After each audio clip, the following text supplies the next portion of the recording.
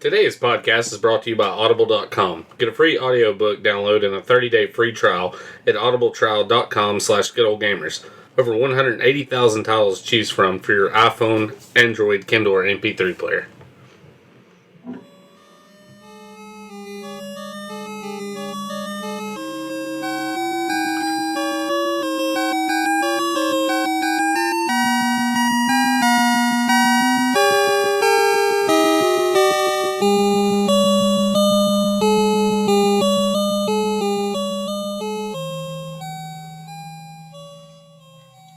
Welcome to a spooky episode of Good Old Gamers. It's now the month of October, and all October long, we're going to be bringing you spooky video game tidbits. Yes. But as always, I'm Lyle McClendon, and I'm here with Brandon Gentry. Go fuck yourself, everyone. You knew that was coming. So we're going to dive right into it tonight. Yeah. Dick first. It's been a while since we've... I felt like it's been forever. Mm-hmm. I feel like it's been forever, since we've done a full episode. Yeah. I'm still readjusting to like the normal world. Like I just got out of prison is what it feels like, and I don't know what it's like to live on the outside yet. He's finally accepting being able to get pussy instead of having to be the pussy. Yeah. Oh man, it's just been hectic from Game Fest, and I'm already like, I think I'm already more prepared for Game Fest 16 than I was for 15. Yeah, I know. And we're over a year away still. Yeah. But you know, it doesn't hurt to have a plan in advance. So yeah.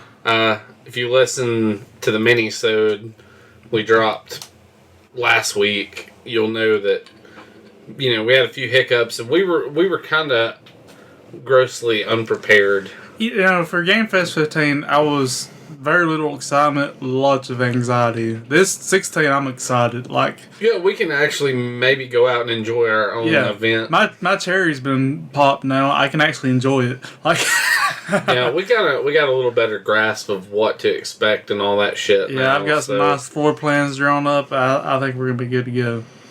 But that's a little ways away. But you'll be hearing continuous updates from us. We'll go ahead and just throw us out there, too. If you did miss the mini-sode last week, thank you once again. And a final thank you to everybody that helped make Game Fest a success. Yeah. Big thanks to Vault and all the people that helped. So I also want to throw out, if anyone has TVs, consoles they like to donate or sell on the cheap, we'd be super appreciative, because if you could point us in the direction of somebody if you find a deal or something, just like, hey, check this out. Even if you know somebody that's got some arcade cabs, like even if they're not working, maybe dirt cheap, let us know. Roscoe approves. You heard him. Yeah. You heard him bark. He approves. Old cheap PCs, like anything from the XP era up, I'll buy or give to us on cheap. We could use it because we're wanting to expand on everything. Yep. Pretty much anything that could be used for video gaming you're not using, let us know. Yeah. There's a good chance we could take it off. We want to incorporate handhelds next year, so man, if you've got a Game Boy, you can sell us cheap or give us whatever, because we're going to do a little bit of modifying to them probably. That way people can't steal them. Right, yeah. So yeah, we're expanding everything we can do next year. It's bigger, better. It's like bigger, longer, and uncut. This Game Fest 2 will be our fucking Terminator 2. Yeah. Game Fest being our Terminator. Anyways, like we said, it is October. Halloween is around the corner. The best holiday there is. Yes. So all month long, we're going to walk on the dark side of life. Halloween and Thanksgiving are like the only holidays I celebrate. Well, fuck yeah, you get to eat on both of them. Yeah. You get diabetes from one and colon cancer from the other. Yeah. It's wonderful. I guess we can kick it off with some news. Brandon, what you got? Not much. Slim pickings this week. Yeah. And plus, I've just been so busy with everything. Like, like we said about Game Fest, but Armor Crog released, and it looks pretty awesome. I'm gonna pick me up a copy real soon. It's a point and click adventure game, like a new one, and it was made in part by Doug Tenaple, one of the creators of Earthworm Jim and a lot of other stuff. It's all stop motion claymation. Looks really fucking cool. It's really like zany humor to it. Definitely worth checking out if you like point and click adventure games. It's about the character is named Tommy Knot. He is kind of, I guess these people are humanoid aliens on another planet, and they're in search for something I don't remember, some kind of substance they need to survive. And you just are trying to survive on an alien planet as a weird alien who has a talking blind psychic dog. Who it kind of has a boy in his blob element. You feed him. That's cool. You feed him items, and he like grows wings and does stuff. Ah, that's cool. Yeah. A Boy in His Blob is one of the most underrated games on NES. Yeah. I think. One of the games, if you didn't have a manual for, you were fucked. Well, people didn't like it neither because it required them to fucking think. Yeah. You know, you just didn't jump in and blow a bunch of shit up.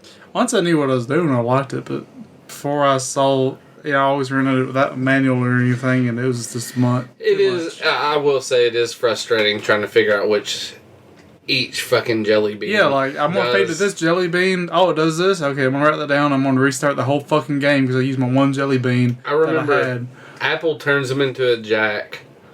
Punch makes a hole.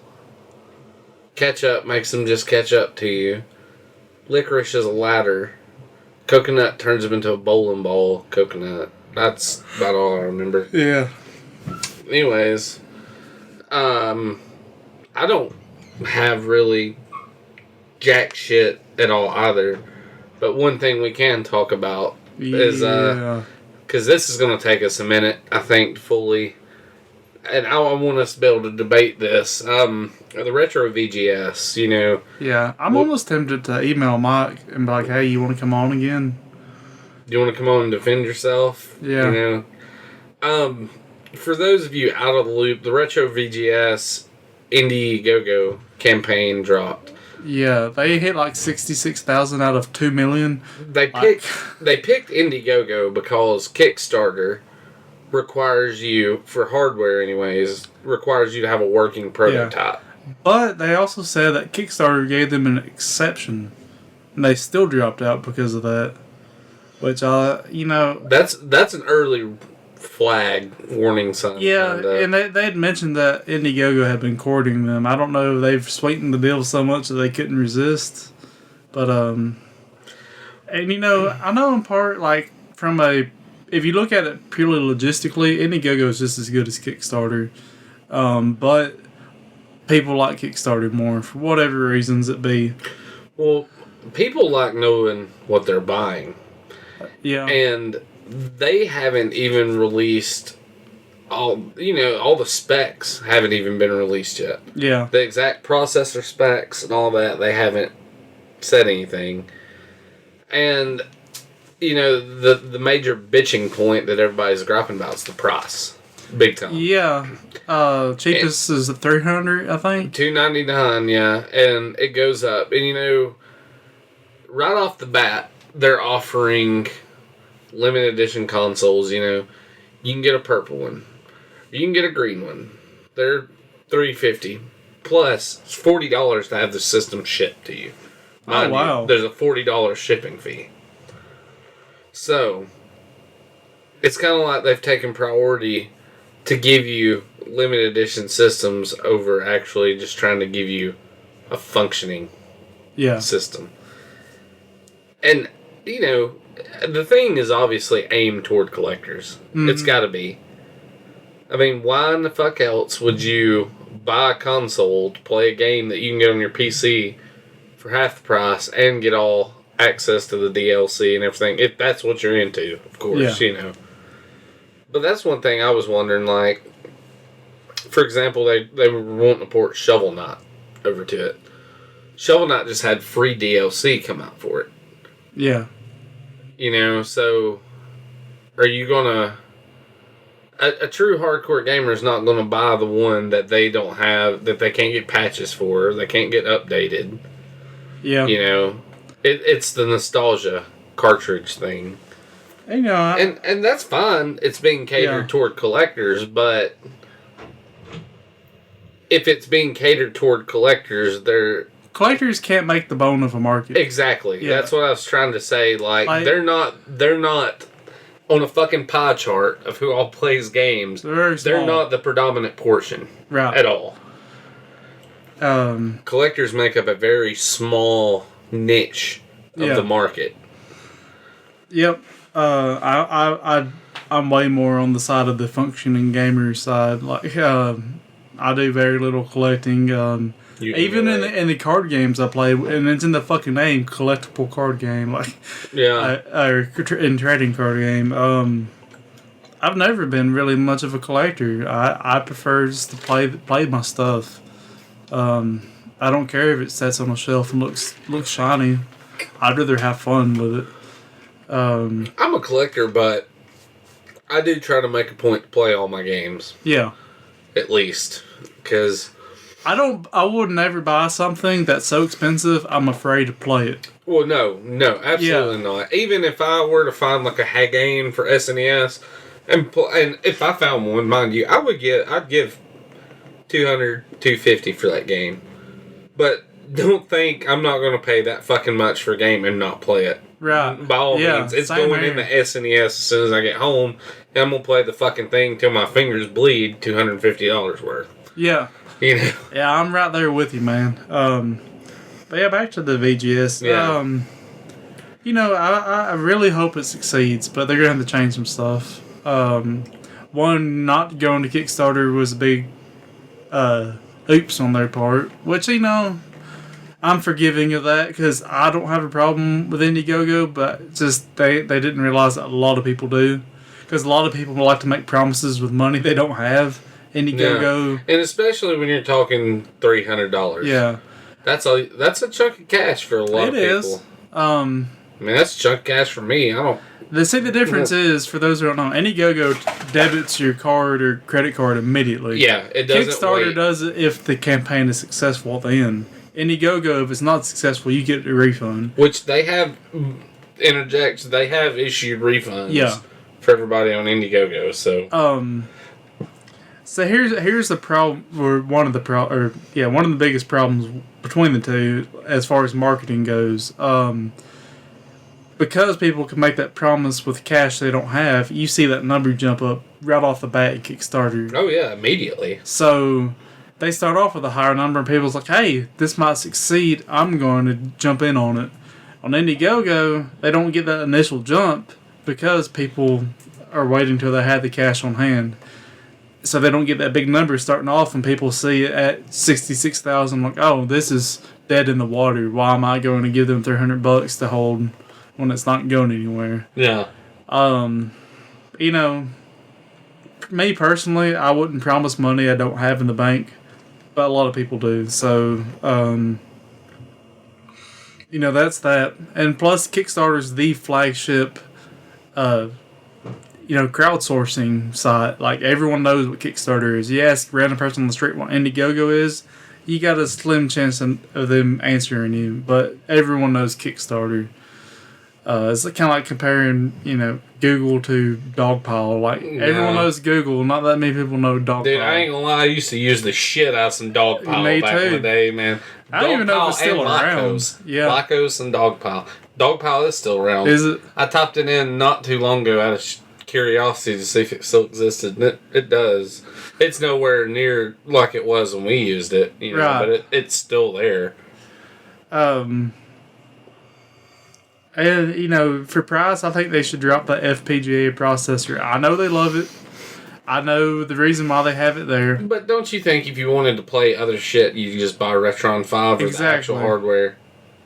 You're buying a new console because it's fucking new. Put out software for it. Yeah, and I understand one of the reasons why they're doing it. For those who don't know, the FPGA processor, it's fucking cool. Don't get me wrong, cool factor through the roof. Oh, yeah. Effectiveness or pragmatism. Priority. Yeah, it's not pragmatic. It's a processor that can emulate other processors. And I've heard them say it adds $50 to the price by itself. Like, there's no matter how many they order, what they do, it's $50. That's the base price for that chip. Yeah. The whole reason of adding it is so you could so people who make games can make a game specifically for the Genesis. And then they put it on a retro VGS cart, plug it in, and it plays it just like a Genesis. Cool, but how many people are going to do that? 5, 10? No. Say I know they've got on board people who made games for these old consoles, and they want to do it like that. And I understand that. That's, I get that 100%. That doesn't mean the general public. Right. The people who are going to be buying your console don't give a shit if it was made for a Genesis, if it was made for Super Nintendo. They give a shit about the game that's in their hands. And this new cartridge game that you're having to pay $50 to $60 for, that's what the fuck they're going to care about. Yeah, they don't care. Oh, this is made like a Genesis game. I don't give a fuck, If people cared about the aesthetic value like that, they would already have taken notice that the thing's modeled after a fucking Jaguar. Yeah. Even the carts look like Jaguar carts. Yeah. Which, I actually like the way the Jag looks. Yeah, I don't have a problem with that. But, as far as people basing, because a lot of collectors base shit on aesthetic value. They can give a fuck if the game works or not. Right. If that label and that cart, though, is pristine, by all means, throw it up on the fucking shelf. Yeah. I've heard people tell me they would rather take a pristine Earthbound, and I use Earthbound because, of course, that's the fucking, what's the Super Nintendo game everybody's got to get? But yeah, they'd much rather have a pristine, non-functioning Earthbound cart as opposed to having one that was beat to hell and back that worked. I'd love to have one beat to hell and back and work. That's from where I brought up earlier that I can't own a game that I'm too afraid to play. Because I had Earthbound and I played it and then I'm like, oh wait, this is worth $200? Why the fuck why is this on my shelf? Like, yeah. I ended up selling it even though it's like one of my top games of all time. I'm like, I could play it as an emulator just fine. See, that's my reasoning. Like, I am a collector, and I still have a pretty. I have a decent collection. It's impressive, but it's still at a point. That's how I talk myself into shit, or into getting rid of stuff. I'm just like, okay, this game's like that fucking Bounty Bob Strikes Back I had for Atari 400, $85 game. Did not know that. Terrible fucking game. I don't even play my Atari 400. I sat here and looked at it for months, and I'm just like, oh, that's nice. And then finally I'm like, yeah, it's not that great of a game. It sits there. Somebody can get some use out of it. I could use that $80 fucking throw it on eBay and sell it for $70, and that's how I justify that. Because I'm just like, it's sitting on a shelf. I'm not doing shit with it. And, this coming from a collector, what is the fucking point, though, if you're not going to have any functionality out of it whatsoever? Why fucking just... That takes me into what pisses me off about these collectors that buy 3 and 4 copies of one fucking game and hoard it up. Like, I'm not naming any names, I'm not saying shit, but there's one guy that I've come across, never met the guy, but I've heard about his collection, and this dude's got like 4 and 5 copies of these fucking, $1,000 games. Yeah, expensive ass games. Fuck you, dude. You are the reason people are having to pay $1,000 fucking dollars for a copy of this game because you got 5 of them. Yeah. You cannot play 5 fucking copies of that game at one time. If you can, you deserve a goddamn prize. And as far as I can understand the collecting part to a degree because it's an OCD thing, but it's a horrible investment because all the shit in 50 years. This is a fad right now, man. Right. This shit's popular. Yeah, and we're not doing it because we think it's popular. Just disclaimer. We're doing it before it was cool. Fuck! Now we sound like hipsters. But no, like 50 plus years, this stuff is going to start going bad. Bit rot's going to start setting in.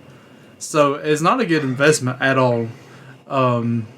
It's get it and play it, man. Like it's not going to last forever. No, it might last us most of our life, but it's not going to be forever. if you really want to invest in something, buy gold or stocks or something, you know? Why do you think people started uploading the code online and emulating? It's a digital preserve. Right. It's the only way it's going to last forever is, you know, through emulation. CDs rot too. People don't fucking realize that. CDs do rot after like 40, 50 years. Yeah. That plastic breaks down. Yeah. Like, that's just an unfortunate... Yeah, that's part of being in the real world. That's another thing about the retro VGS and its collector value. It's going to last even less than this stuff because I remember hearing they couldn't get the 100-year ROMs. They're, you know, like most of the old shit's guaranteed for like 100 years. Yeah. There's not because they're going to have to go up to like the multiple gigabyte range and have it affordable. They can't get that extremely high quality 100-year memory. And I hope they do something positive. I kind of think on the retro VGS. Well, I'm trying to think of a way to say this without sounding douchebaggy. They pretty much were building a console based on what they wanted. Yeah, and I totally respect that, but they also have to realize they're selling something. Exactly. And to sell something, people have to want to buy it. Like, I hope they turn it around. They're going to Kickstarter. I hope I know they said they're going to work on the price. I hope they really turn it into something awesome. It could be really fucking awesome. And I really hope it turns out. I really want to see Songbringer in a console. Even though I'm going to have it on PC and I'm going to probably play it there with my awesome Steam controller, I still want it on a console. Imagine if they dropped like Nidhogg. Oh my god, cart, dude! Like, I would sell everything I owned and just play Nidhogg on the side of the street. Just I got my first taste of Nidhogg Game Fest, and it's awesome. I could see where I would be addicted. Basically, the retro VG, get y'all shit together. Yeah, and I say that in a completely non-asshole way. I really want to see this go through. I do too, man. Like. And it's something I've been uber fucking excited about. I feel bad criticizing it, but I keep myself as intellectually honest as I can. Like, well, if we were making a product and putting out there, would you want people to blow smoke up our ass about it? No. Exactly. Yeah. Criticism is good. Like, they need to take all the criticism they're getting. Right. Well, we're not shit. We're not like, oh, it sucks. This is dumb. We're actually giving them constructive criticism. Yeah, like, this is what people want. They're Mike Kenny and them. They're fucking retro gamers too. Yeah. So it's retro gamer to retro gamer. It's like, you know, we understand that you want these bells and whistles, but it doesn't necessarily make them optional. Need. You know, there's expansion cards, shit you can do like that. I don't know, man. There's more options out there. Maybe we should. That's not a bad idea. Maybe we could get a hold of Mike and see if we could get him to come back on and do like a rebuttal. Yeah, that'd be nice. Yeah, I mean, that's about it. I really want it to succeed. I just don't know if it is. It's just one of them things. You know, I do listen to a few other podcasts, and I'm not naming anything on here, but one that me and you talked about earlier that kind of got called out, they made the comment that, you know, it's the kind of thing that kind of makes me ill about it, because like you said, we're giving constructive criticism, and they're just straight up like, yeah, if you want a Ouya that has interchangeable games, go ahead and sign up for Retro VGS. And I'm like, that's a really fucking unfair assumption. Yeah, right? that's hyperbole. Like, that's shitting on it. You know, it's infinitely better than a Ouya. I'm just telling you. Well, I mean, the people we're talking about, they act like fucking elitists of the podcast world, anyways. So, whatever. Yeah, fuck those guys. Eat a dick. Eat a dick. But yeah, we're rooting for your Retro VGS, but You know, I know y'all know this. Something's got to change. Just pull it together. Please. If you really insist on the FPGA thing, make use of it. And I know they mentioned including adapters to play your old shit. Like you could put an NES card. Don't make people pay extra for that shit. That better come in the console if you insist on that. Because, you know, you can't tack on more price to it and expect people to buy it when there's Retro 5s out, things like that.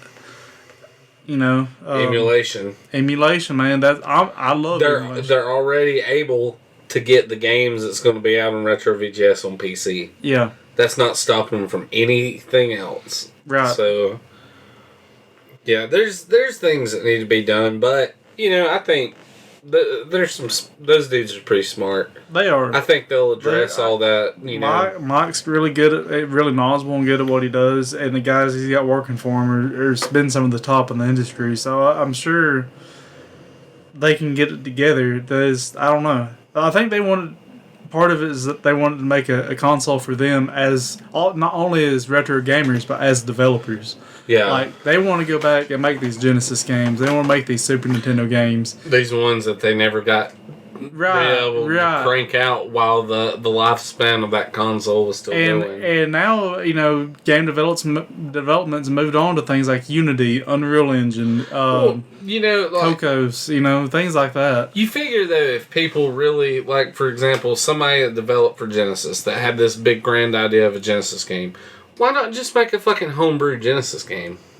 Yeah, well, that's kind of what they're wanting to get those homebrewers to do. I'm like, well, you know, it's super easy to homebrew with Unity, super easy to homebrew with Cocos, super easy to homebrew with Game. Why does it have to be based in fucking Genesis format? Why does it have to be based in Super NES? Yeah, the game's a game. Is a game, you know. It all depends on how you play it. You know how the game plays, not necessarily how it was programmed. So well, and you know, another thing too, I want to say, back to the price.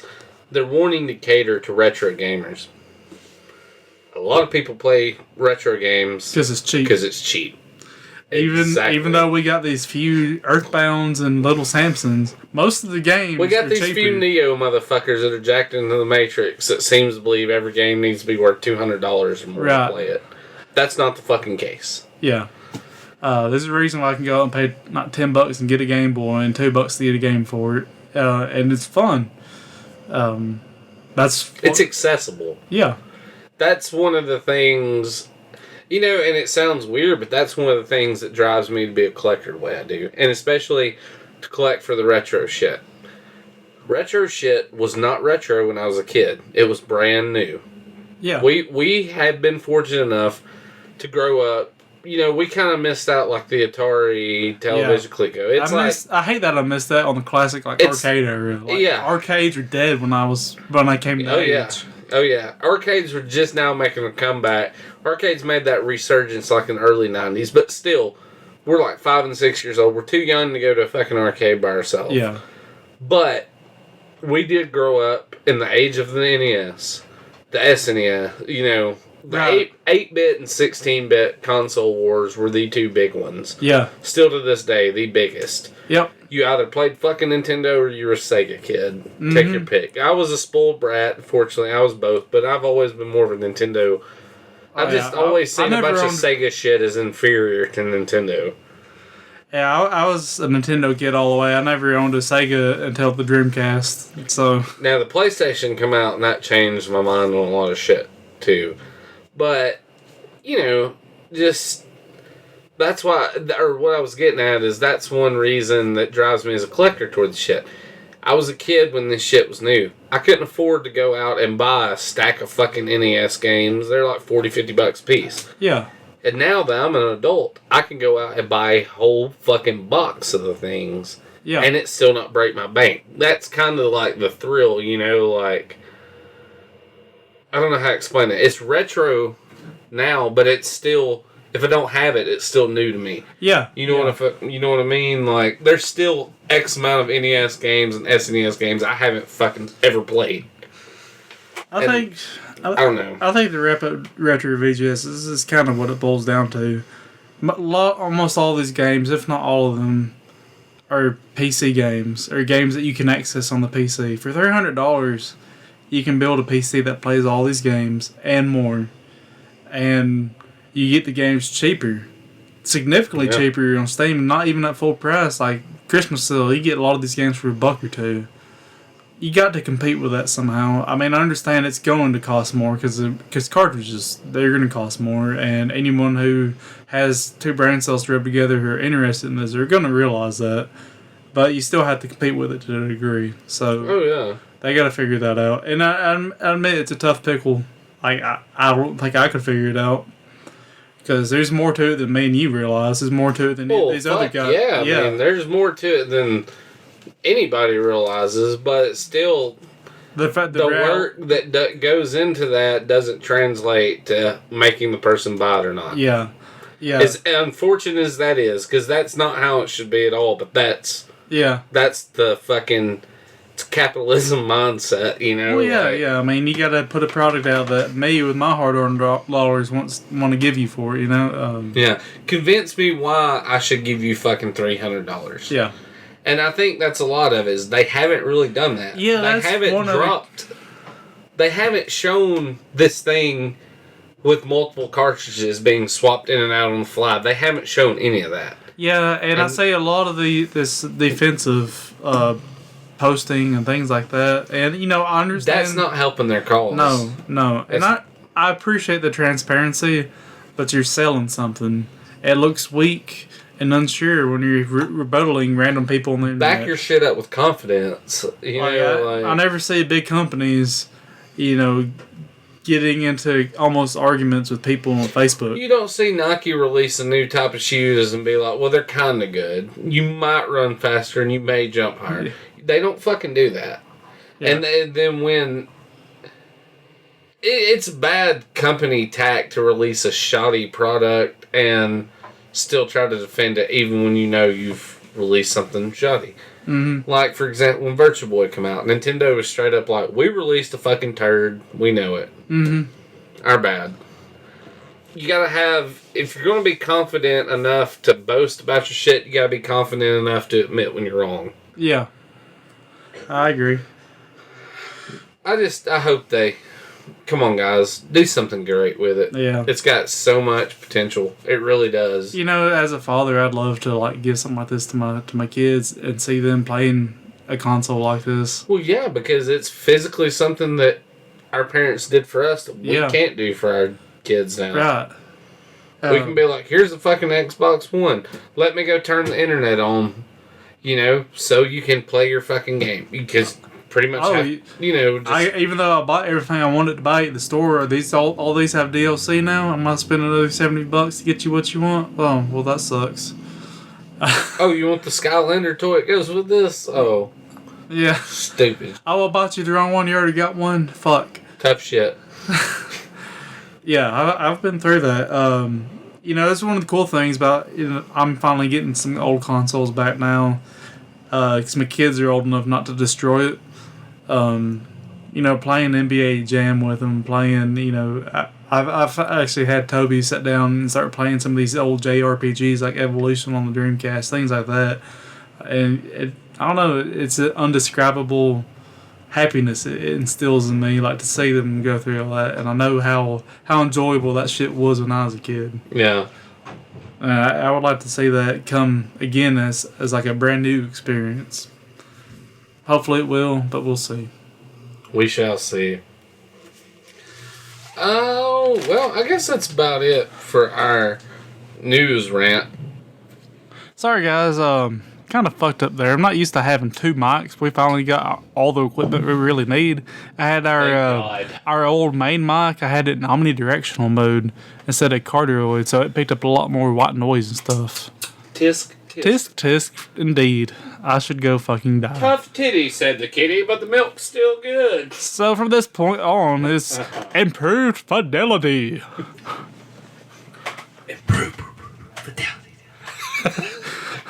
I'm so glad we got more mics, though. And we got mics for guests. We got badass headphones for guests now, so people won't be... using these shitty earbuds. Condemned to using these little fucking earbuds we have. Yep. that was one of our goals with Game Fest, because that I was gonna say the idea initially spawned as a way we thought about running tournaments as a fundraiser to get more equipment for our podcast, because equipment's not cheap. Hell no. And after Game Fest, Southern Fried, Lyle was like, "Why don't we just do something kind of like that?" I'm like, at first I was like, we can't. We were a little skeptical about it both at first, but I'm like, we could. I'm gonna admit you kind of pushed the ball rolling more with that to begin with, and I don't know. Once I got my stones about me, I followed suit more. I mean, it's a tall fucking order. Yeah. Trying to organize something like that, but I mean, I just thought about it as one of those things like, if we don't do it, no one will. Say something. Something. I think my mic was picking you up a lot more. Man, this mic's barely picking me up. I'm seeing you on here, so maybe we need to start over. Say something. Something. You got about the same levels I am right now. Now that looks better on here. I'm looking at my green lights here. Sorry. Once again, like we're just telling you, we got new equipment, so we're adjusting everything. It looks good from here now. It just, like, where it was picking you up, it was picking me up like that. Okay, were you pretty even now? Yeah. Sweet. Sorry, guys. I'm not even worried about editing that shit out. No, if you can't deal with it, then you ain't been able to stick with us this long. You can't fucking deal with life. Sorry. Must suck to be you. Anyways, probably a fucking vegan or something. Yeah. I don't know. All that shit starts small, and I'd like to think we're pretty knowledgeable about video games. Yeah. We had kind of a bumpy start, but who wouldn't, considering the circumstances? We kind of know what we want to see at one of these events. And a lot of these other events started with like Indiegogos and stuff, and we're not trying to do that. No, I don't feel comfortable asking people for money. Like, I'd rather throw something. I already feel guilty enough asking people to pay fucking admission. Yeah. I wouldn't do that if, we didn't. I mean, if I was like Bill Gates, this would be a free fucking thing. Fuck yeah. Come on down. I'll build a new fucking auditorium just for it. Game Fest every goddamn day. Why not? Good old game hall. Yeah. Located conveniently downtown Coleman. Right next to hotels and shopping experiences. But brought to you in part by these sponsors. Yeah. Price board void. Prohibited in Hawaii and Alaska. Prices. I don't. Yeah. You know what I mean. Whatever. You still looking good? Yeah. Looks good. I know you should. That you got a side address too, so don't speak in the top. Speak in the side. Like. There you go. That's looking better. Okay. I'm just gonna. If you can angle it, like away from you, like the top of it's the best you can. Anyway, I know we can get the best booms in the world. Yeah, I think that'll do. That'll have to do. It looks good. Let me up your levels, any? No, I think it's good. Okay, cool. I mean, we'll have to run filters and shit anyways. Yeah. That'll help. I'm always used to bringing my ass up in the vocals. Maybe for once the roles will be reversed a little. Yeah, I know. You're not as big of a fucking loudmouth as I am. Hey, you're barely showing up sometimes. I don't know. It's barely picking me up on certain shit, but it's getting me, so it'll be okay. It's growing pains. Yeah, I think you're gonna have to like speak directly into this area. Maybe. How's that? Pretty good. Is that picking up better? Yeah. Okay. Well, what segment? You want to do yours first? You want me to do... Mine's gonna take it. Well, we should do mine last before the subject. Okay. Well, usually... Okay. Oh, yeah. Let's do Vault's Game of the Week. Good call. Vault's Game of the Week. Week. Is, since we're doing horror based, and this fits in perfectly with our topic tonight, Resident Evil Director's Cut. Bum. Resident Evil Director's Cut is one of those games I had to run out and get when it dropped. even though I already had Resident Evil. It was the promise of that extra shit that come with it that got me lured. And it's not a bad game. And it's their game of the week, so I'm not going to say that. But the Resident Evil Director's Cut does have some bogus elements to it. Does it? It does. I'm not the most knowledgeable on Resident Evil. I'm decent. I'm trying to look right now to find the exact differences. Pretty much, Director's Cut was an updated release. It came out in 97, almost 2 years after the original release come out. It pretty much Resident Evil 2 was being produced, and they had a working Resident Evil 2. They scrapped it and went back and redone the game completely different. There's actually a demo you can download. It's called Resident Evil 2.5 or 1.5. It's the original working beta of the old game. They changed it, and they pretty much dropped Director's Cut to tide people over until Resident Evil 2 came out. I got you. It's the main addition to the game is an arranged version of the game where every vital item that you have to get to progress in the game is changed from the original. It's each item's in different locations. And it gave you an easier mode, like a beginner mode, easier difficulty. Pussy and man mode, basically. Yeah. Well, if you remember about the original Resident Evil, it had full motion video cutscenes, with actors. Whereas the other games used CG. Well, the main draw of Director's Cut, and this is where I was saying the hokiness comes in with it. It was supposed to show the full uncensored video from Japan, which was a bit more gory than what we got here. Yeah. Still censored. Huh. Even though... didn't have any zombie hentai scenes? Yeah. Yeah. There was pretty much there was a scene where they picked a handgun up and there was a severed hand and you seen the meat dangling at the end of it. A few things like that. There was a death scene that was a little more graphic. And there was another death scene involving dogs. And all that shit was still chopped out of the Director's Cut in the North American release. The Japanese one is intact because they don't give a fuck in Japan. Unless it's genitals. Yeah, then it's all censor bars. But and there was also a second release of Director's Cut that come out that was the DualShock version that allowed you to play it with a DualShock controller. And that's all the difference was? It had a new symphonic soundtrack as well. And it had different box art, and that was the only difference. I was looking right here. But Vault's got it. And like I said, it's not a terrible game. It's still Resident Evil, as you know it. It's just, if you're a purist, it's still... Well, it sounds like something better for someone like me who really hasn't played the games much. Yeah.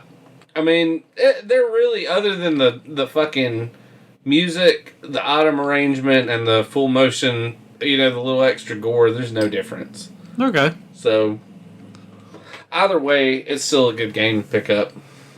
Go down to Vault if you're relative to Coleman, North Alabama. Check out Vault Games. Yeah, big sponsor of Good Old Game Fest 15, and they're going to continue with 16. Help them out, they help us out. We all win, man. Yeah. Support your mom and pop game stores. Yeah. There's not many left. They fucking close every day. Yeah. Do you really want more GameStops? Do you? No. Go to Vault Games. Check them out. If they don't have what you want, they can get it for you. They got a knowledgeable staff.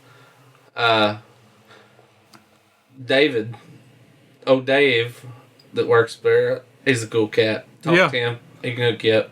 He's a pansy when it comes to calling in the good old gamers. And I hope you're listening, because you need to pick up your damn phone and call us. Come on. Give us a call right now. 682-777-GOOD.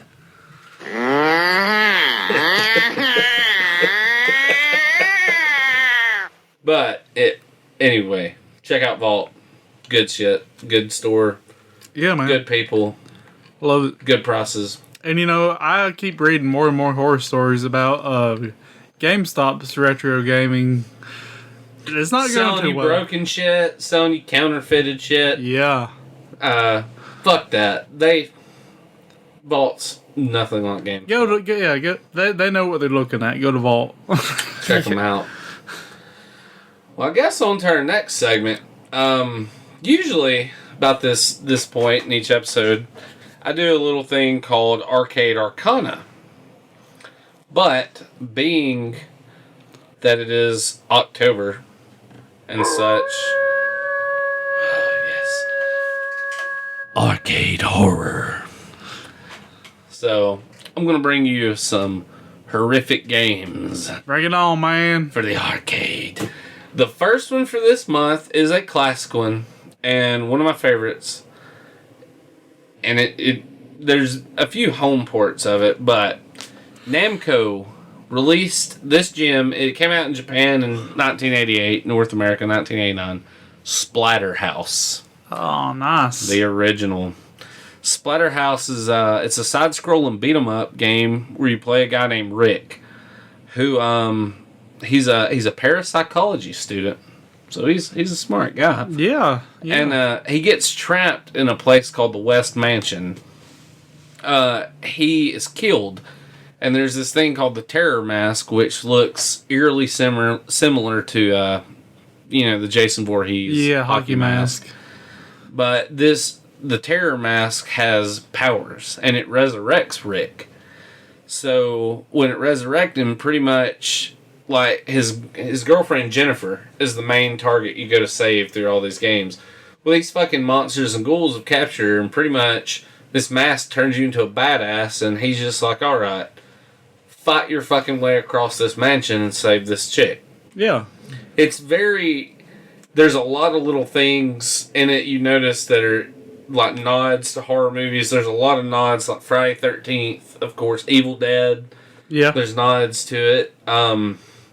Rick can only move in like a 2D environment. The playing field doesn't have a 3D area whatsoever. Later on it does. Like Splatterhouse 3, they added like the 3-dimensional play area where you can move up, down, left, right, Yeah. You can move into the depth of the field. Yeah, this is just X and Z. Yeah, exactly. This is left and right. You can punch. There's a special attack where he does like a drop kick that makes him like scoot and skid across the ground. The scooting. The scooting occurs and it scoots the fuck out of everything in Rick's way. You can pick up different weapons, like there's 2x4s, baseball bats, shit like that. You work your way through the level. Each level culminates in a boss fight.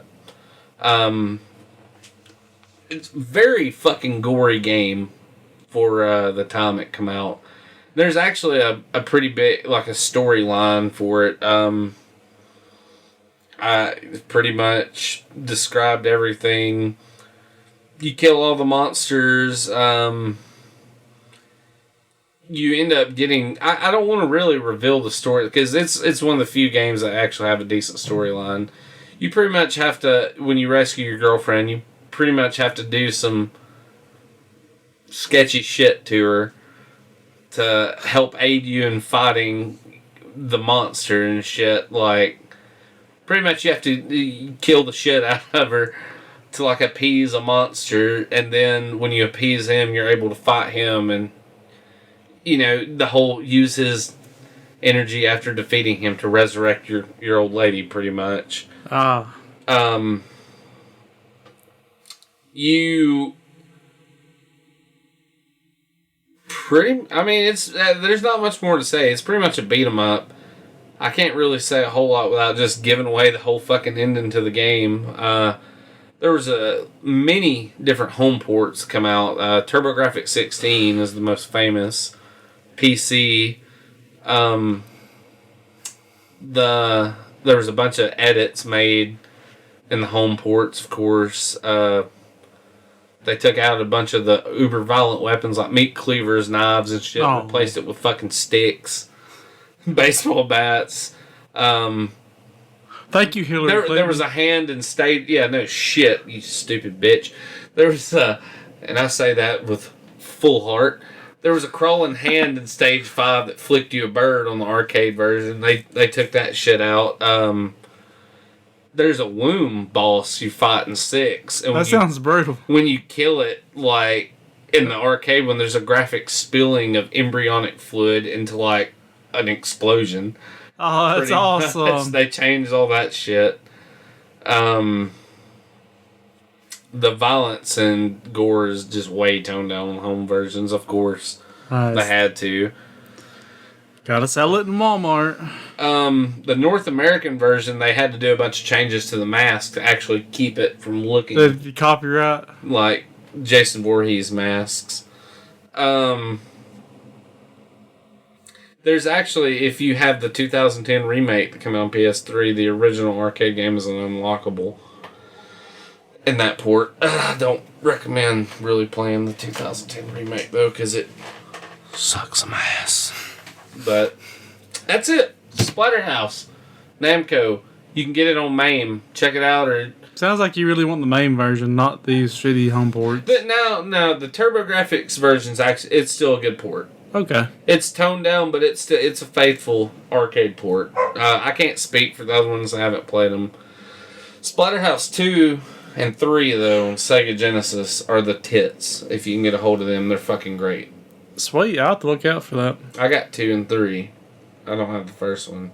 I mean, I do on the arcade, but not home port. So there you go. That was my arcade horror for this week. Yes, indeed. Yes, indeed. Alright, well, normally I would be breaking out Rage right now. Doing something a bit different. Yeah. I mentioned this a lot earlier. I'm going to be doing a reading of the now famous Nintendo Godzilla Creepypasta. Not the most well-written thing in the world, as, works of the internet typically are. But I still enjoy it nonetheless, and I hope you will too. Cue the doomy music. One of the things that I will in a second. Okay, one of the things that made me kind of hesitant at first. It has a lot of pictures. I'm going to do my best to describe them, but I'll also include them in the full posting of the episode. If you use iTunes to listen to this, you'll see the shitty iTunes summary that doesn't include pictures and HTML. You won't see that. You have to see the full posting.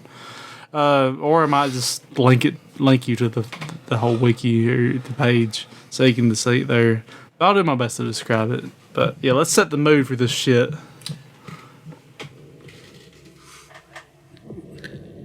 The death is rolling in the valley.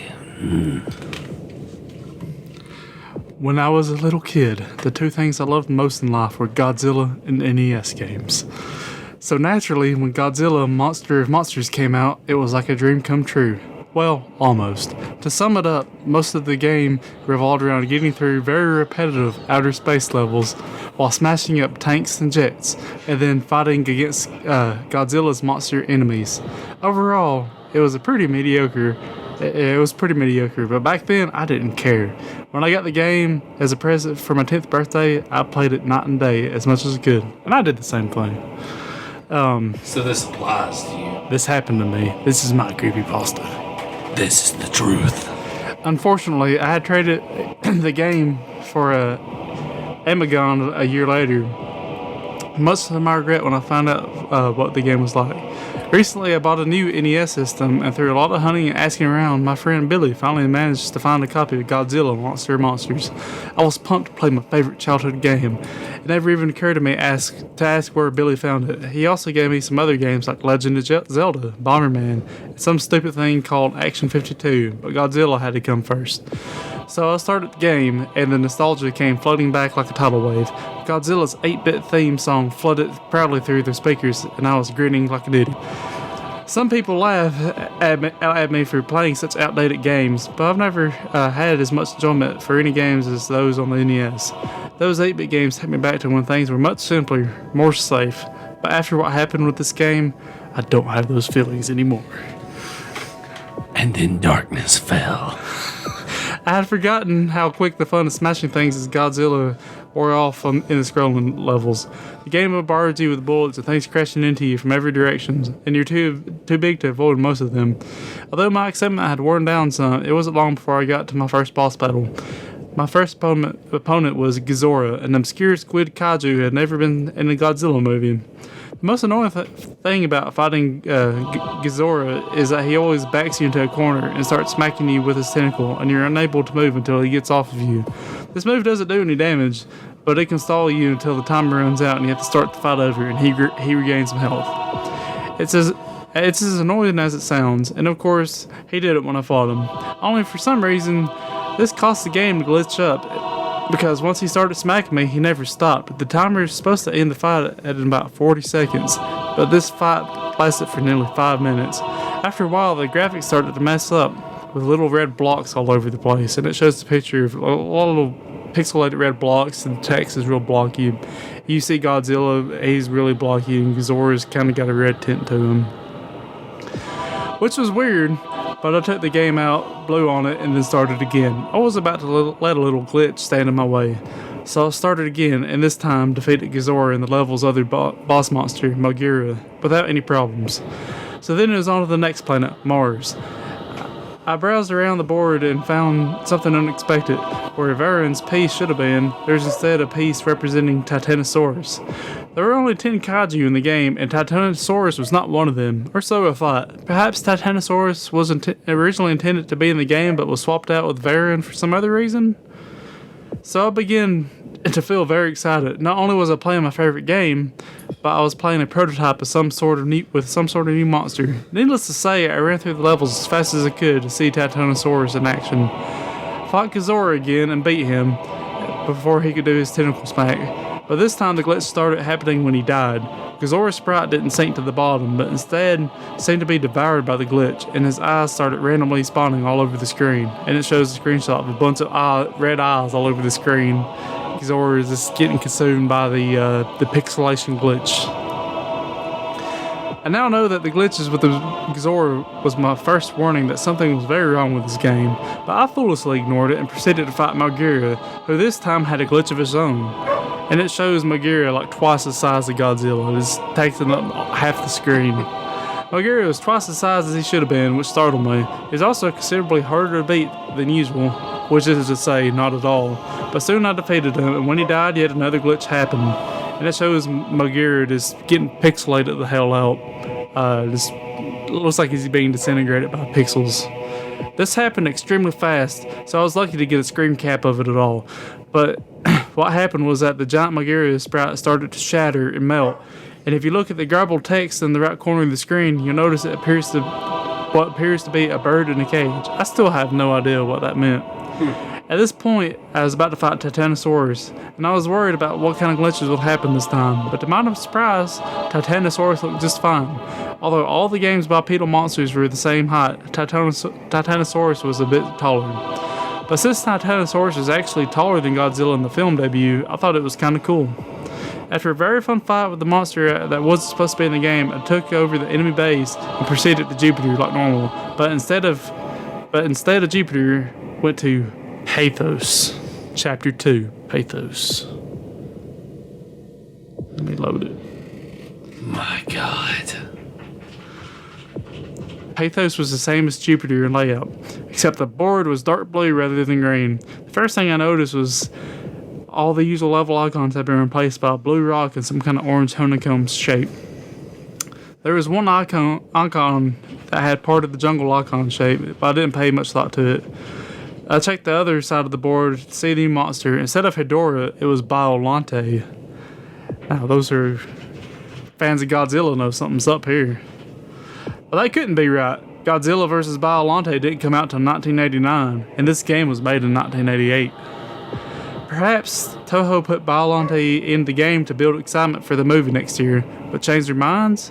I tried to rationalize the game's abnormalities in any way I could, but this would prove to be futile. Patho's Map song was the first new song I had heard in the game. Like most of the new songs, it was hard to describe, but I'll try. I started out slow and suspenseful, much slower than any song in the game. But every 12 seconds or so, there would be a loud clashing sound and the tempo changed. It was like the composer randomly played parts from 5 different songs with the same instruments. I moved Godzilla from one of the many blue rock icons that had replaced the jungle icons and started the level. The level resembled a blue mountain range with a red blood planet in the sky. There was something odd about the mountains. They had a shredded paper look to them. I thought maybe, at first, maybe the glitch had affected it, but it looked far too intentional, and it shows Godzilla walking, and the mountains look like he described as crumpled up blue paper. I quickly noticed there was something else about this new level. There were no enemies at all, not even obstacles. I should also mention that there was the point meter that started to become glitch at this point, but it didn't bother me much. I never keep up with my game points anyways. So without having to focus on anything, I listened to the music while walking through the level unopposed. The music had a sorrowful feel to it. It would have been rather pleasant if I had heard it in a normal game. The level went on for 3 screens, but with no obstacles around. I finished it very quickly. I tried other levels of the same type to see if any enemies appeared, but there were none. There was little else to be seen in the Blue Mountains, so I tried another level type. I started one of the orange levels, and my eyes were assaulted with a grotesque background of tumorous orange eyes. The sky, in quotes, was the same as the ground, so I assumed the game was indicating that this level takes place in a cave. The only enemies here were Botango spawn, but as you can see, the little bastards were everywhere, and it shows a bunch of little brain-looking flying creatures all around Godzilla. The music certainly didn't help, with a mixture of screeching sounds and loud drum beats that sounded like a monster's theme in a horror film. After completing it, I tried to avoid playing through any more of these levels whenever I could. The map was short, so it was only a few minutes before I headed towards a rematch with the Godzilla and Melgira, but this time the sprites and attack patterns were vastly different. I fought Melgira first. Melgira's replacement was a flying machine with a slight resemblance to a Pascagoula alien. It was a bit like fighting Mothra, but only it moved with a lot more grace. It attacked by spinning its front tentacle like a corkscrew, and it still had a eye beam, except now it fired from the drill. And that flying alien monster shows is a little smaller than Godzilla. It's floating, and it looks like it's made of tentacled machinery. It's hard to explain. Then it shows another picture of a real gangly alien with like a brain head and a single eye. Ugh. Yeah, it looks kind of creepy. Yeah, it's fucking weird. This lanky aberration had replaced Gizora, and the new beast was more of a challenge.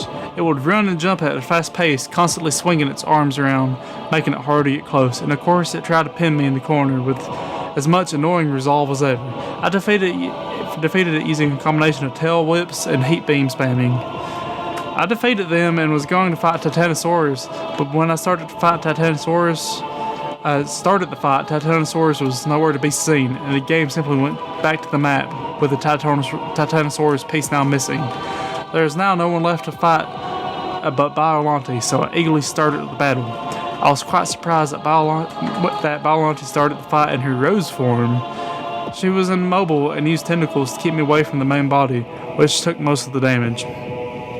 As expected, she turned into the final form after taking damage. The sprite looked pretty darn good for being 8-bit. Battle technique was the same, except now Biollante could move, albeit slower than any other monster. Being hit by the tentacles did more damage now, and Biollante could do an acid spit, which I managed to avoid by jumping. Not much more difficult to beat than Titanosaurus. It only took 2 rounds, but when Biollante was gone, the music had stopped, and there is a new icon replacing the base. It shows a kind of a red mask-looking icon on the base where he's going. The icon wasn't there before I beat Biollante. It resembled a red tribal mask, and I had a feeling of dread when I saw it. But since it replaced the base, it must be the only way to exit Pathos. I moved Godzilla to the square and started the level. And it shows Godzilla in a fiery hellscape, and the only thing you see is a Godzilla, and above him it says "Run." It was a hellish looking place with no sky and a flickering fire in the background. The fire looked far more advanced than anything I've seen on the NES. There was music in the form of slow, steady drum sound resembling a heartbeat. All the text on the top of the screen and the life bar were gone, and their place was a single bit of text in the middle of the screen that said "Run." My feeling of dread had intensified. I cautiously walked through the level, but like the Blue Mountains, there were no enemies. I paced around for a minute before thinking, run? From what? The first time it hit me, I didn't even see it. I heard a noise outside my room and turned back to see if something fell. And then when I looked back, Godzilla was dying, so I figured it must have been a glitch. But I wasn't going to play through the game without Godzilla, so I restarted the game and went to the password screen. Have you ever mentioned how creepy the password screen music is? If you ever played the game, you know what I mean. It doesn't fit the mood of the game at all. It's more like something from a horror game. Maybe they made it like that so kids wouldn't cheat.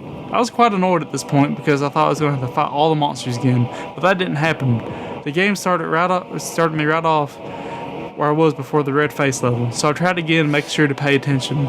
That's when I heard a low bellowing sound, and then I saw this thing. Do you know that feeling your body has when you feel like you're in extreme danger? You start to recoil and tense up as the adrenaline throws through your veins, and your nerves start to feel very cold. That's the feeling I had when I took the screen cap, and it shows this horrible red four-legged abomination behind Godzilla. It looks like the red, like a Cloverfield monster. Kind of, yeah.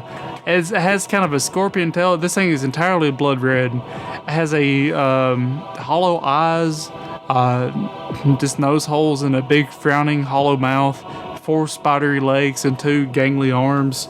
And it's chasing Godzilla at this point.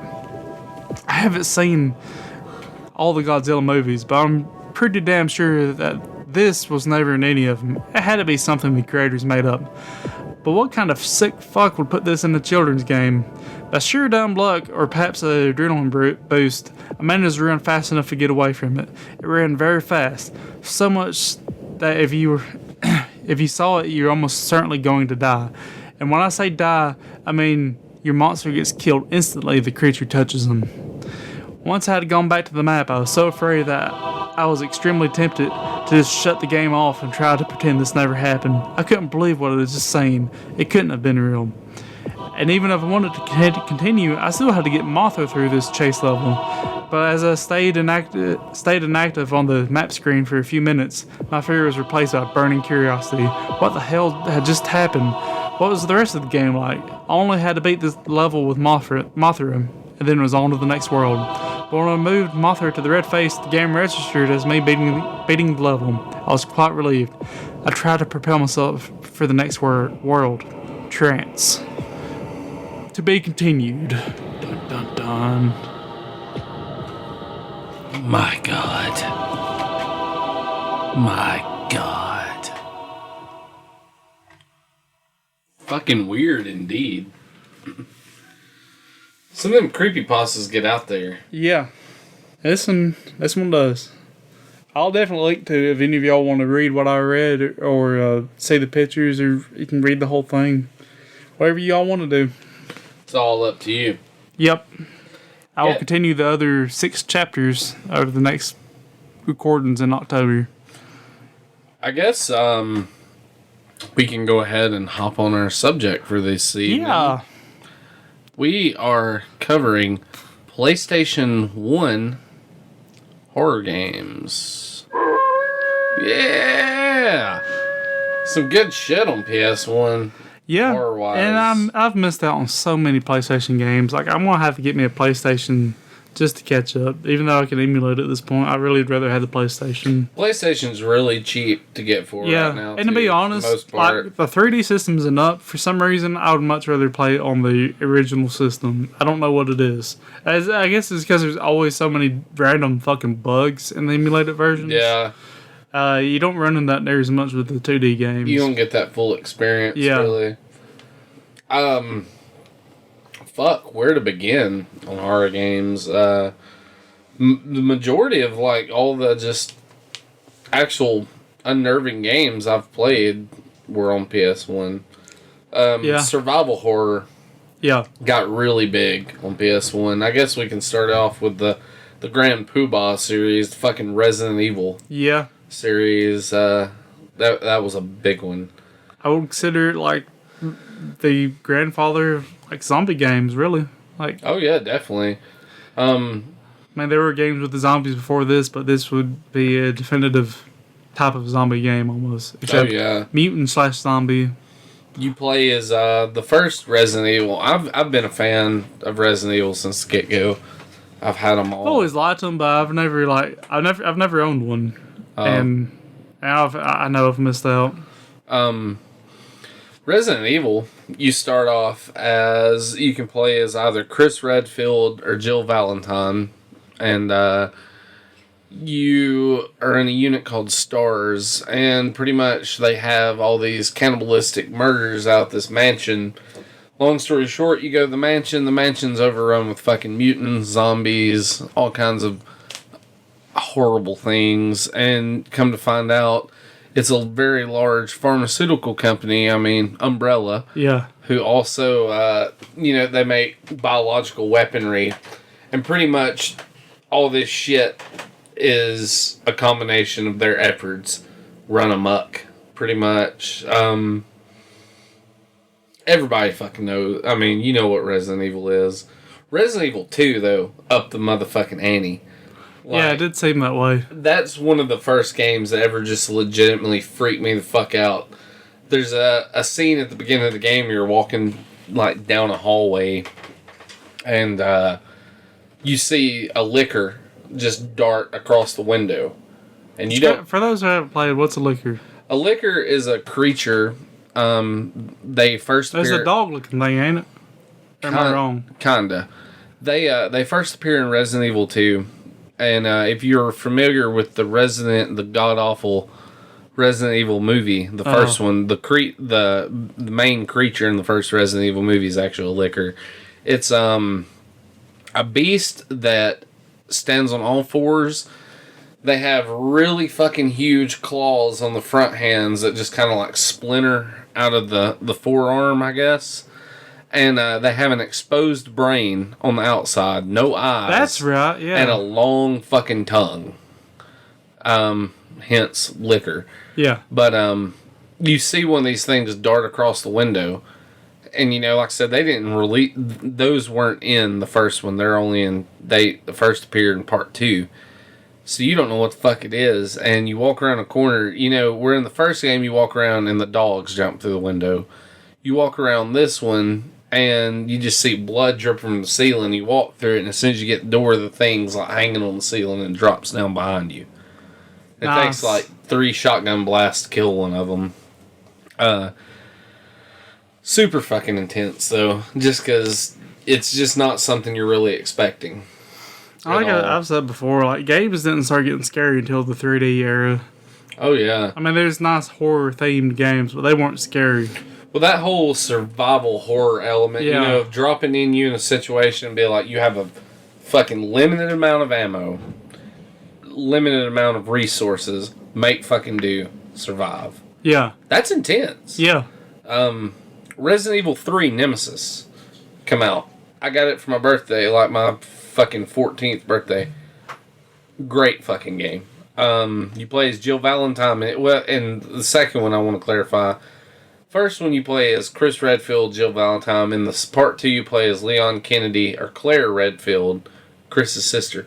Part 3 you play as Jill Valentine and Carlos something. Not being racist, just can't remember his last name. Racist shit. Thanks. But you have Nemesis chasing you that whole game, and it's one of the games in the series. What's Nemesis? I haven't. Nemesis is a big hulking creature that Umbrella creates. Stars members, the people you play as in the first game, and part of the second. Umbrella knows that these people know the truth. Umbrella creates Nemesis from a fallen Stars member. They inject him with the T-virus, and mutate him. And he is pretty much created to kill STARS members. Okay. That he's like the fucking keep the word out, eliminate, the people that are talking kind of deal. Yeah. And he appears in multiple areas in the game. You can either combat him or you can run from him. And whatever you fucking do changes the outcome later on. Nemesis is really fucking good. It's a little more arcadey. Okay. Like, I feel like Capcom finally, because one thing people bitch about the Resident Evil games is the control. Just because it is a weird control scheme, hold X down to walk or run and shit. And they finally, I felt, they perfect it in Resident Evil 3. Most definitely. Dino Crisis was another one by Capcom. Yeah. Kind of seem like Resident Evil with dinosaurs. It is. The first one. Okay. Dino Crisis 2 is drastically different. Is it? How is it different? It incorporates like an arcadey. You kill a Velociraptor, you get 2,000 points. The points are used as a currency to level up weapons and shit. I got you. It's a lot more fast-paced action. Like, the first one literally is Resident Evil with dinosaurs. The second one, though, is a little more... It's quicker. It controls a lot faster. You don't have a limited amount of ammo. You got a fucking machine gun you run through the whole game with and just mow down dinosaurs. And, like, you can chain combos and shit together on the second one. Like, if you got 3 dinosaurs coming at you at once, you can attack all 3 of them and chain all that shit together as a combo. Yeah. Stuff like that. They're good. Dino Crisis 3 on Xbox, however, is that a turd? I would not recommend you waste your $5 on that fucking game. Okay. I got out of a thrift bin and I was still very disappointed. One game I remember, Clock Tower. Oh, I'm glad you brought that up. I liked how... One of my favorites. It was one of the first games like that where you really couldn't do anything against the enemy. Point and click game, man. You just tried to not die. I know. I bought that game from Kmart back then. It's like a $70 game now. Really? Kicked myself in the ass for not having it. About a $50 game without the case. But, dude, that's a nerve fucking racking game. Yeah. And the Clock Tower on PlayStation, it's Clock Tower in the US. It's actually Clock Tower 2. Because they got a Clock Tower on SNES that plays almost identical to the PlayStation. Wow. But it's just like in 2D graphics instead of 3D. The hiding aspect in that game was fucking nerve-wracking. Yeah. So I remember you could click on the box and get in the box, and the fucking scissor man would leave the room and then come back and walk right to the box and just look at it and be like, jam his fucking scissors to it. You're done. That was yeah, it was always... It's like watching the Pokeball shake for the third time. Like, is it going to come out? Is it going to kill me? God damn you, Mewtwo! Yeah. It, God, I wish I still had Clock Tower really bad. Clock Tower's How do you end up, like, beating the... I never beat that game. I never beat it either. The furthest I got is you actually make it to the actual clock tower, and the scissor man's chasing you, and he would always, I remember, you pretty much the whole "don't run upstairs, bitch" thing, but you don't have anywhere to go, and he would chase you up here, and I could never figure out where in the fuck to go out of that room, because everywhere you try to hide or get away from it, he fucking finds you. So I really I was wondering how you ended up overcoming fucking Johnny Depp or what. I don't know. It doesn't say. I know there's multiple endings for the game. Yeah. There's like 5 different endings for each character. A game I have a little more experience in, but still not a whole lot than Resident Evil. Parasite Eve. I like that one a lot. Another classic good one I had. That was one of those first RPGs where you could actually move around in the environment and counter and dodge attacks. Right. And Parasite Eve was fucking good. Hard as shit, though, man. That's another reason I never got far in it is because I only played it at friends' houses and I didn't have the time to like master it, you know. It's not a game unless you had the strategy guide. You couldn't just sit down and just know what to do. Yeah, it's kind of linear, but not really. It's very vague in what it tells you to do. Yeah. Dude, really good though. Oh, Parasite Eve is great. That's probably like number one on my list to go and play through whenever I get around to it. Well, I got it still, so I mean we could do that sometime. We could make that a mission. Parasite Eve 2, I've never played. And there's a third one that I didn't even know existed. Vault's got it though. It's on PSP. It's called The Third Birthday. Huh. And it's like the third part. I don't think it has anything to do with Eve. I don't even think Parasite Eve 2 has Eve actually in it. It's just Aya, the main character. Yeah. I know. I'm not sure about that. Like I said, I've never played it, but you ever play Echo Knight? I have not, but I'm looking at it right here. It was a weird like ghost hunting game. Like there wasn't much. If I'm trying to recall, I remember you pretty much went around trying to appease spirits, and some of them would murder the shit out of you.